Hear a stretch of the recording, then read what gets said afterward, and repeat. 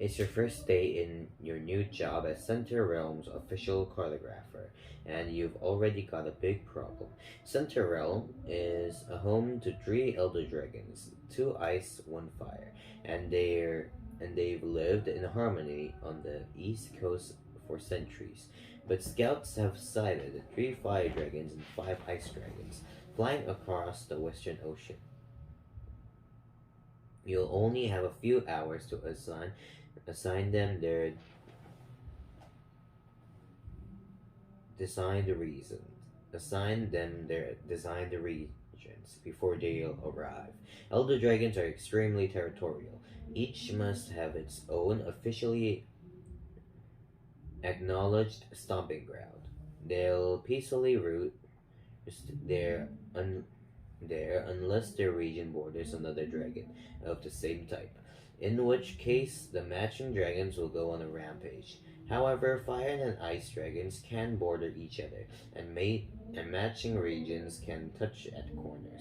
You'll soon have 11 dragons and just 8 regions. Fortunately, you have enough potential capital to create 3 new regions, each of which must be completely announced spaces.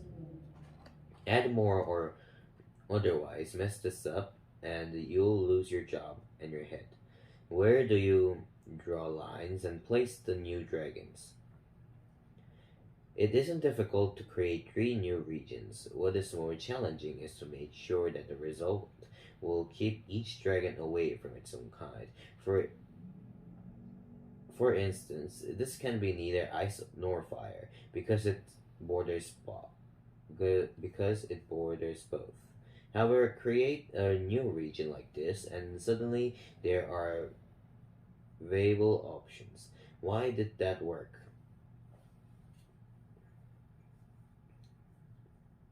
Look at the point where these four regions meet. If you go around it, it alternates between fire and ice. Before the new line was added, that wouldn't have worked, nor would 5 or 7 regions, and 6 and 8, however, both do. The pattern is that points where less meet must be surrounded by an even number of regions. As long as that's true, you can color the map in 2 colors by alternating the around these points. In our initial arrangement, there were 6 such meeting points. So what we want to do is connect these to each other.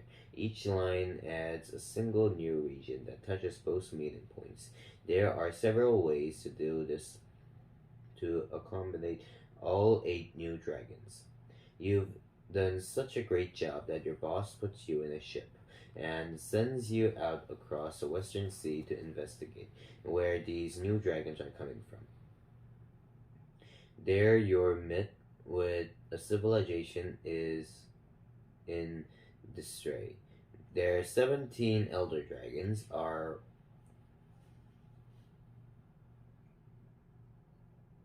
ravaging the countryside, whipping at the peasants, devastating all the people and their thatched roofed cottages. And here, there aren't just ice and fire dragons, but lightning dragons too. Their people will only allow the creation of 2 new regions. Where do you create new regions and place all the dragons? Unfortunately, our meeting point trick won't suffice. Now that there are 3 dragon types, now we need to find another method to identify problem areas.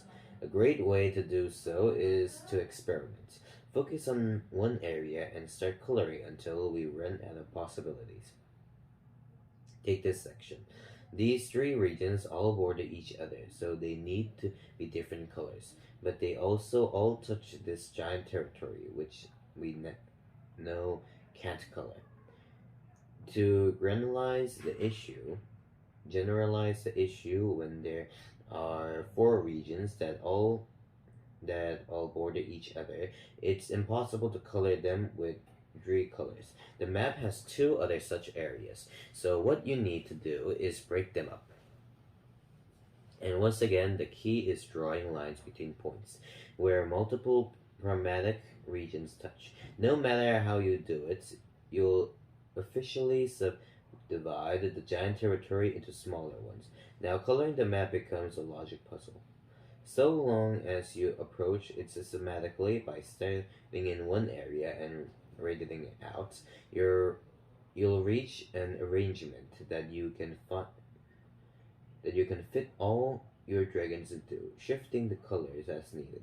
Just assign this region last because it'll have 2 options. You've saved not 1 but 2 continents from certain ruin. Now to see if you can find a giant eagle and hitch a ride back home. Good.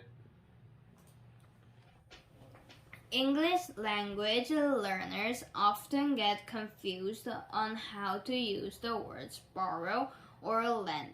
A few easy rules can help you remember how to use borrow and lend correctly. To borrow means to take, to get, or to receive. To lend means to give. So imagine that you are in an art class and you want to borrow something from the teacher. You could say, "Excuse me, may I borrow some paint? I left my paint at home." The teacher would say, "Sure, I will lend you some paint." But John would say, "Oh." But John forgot his scissors.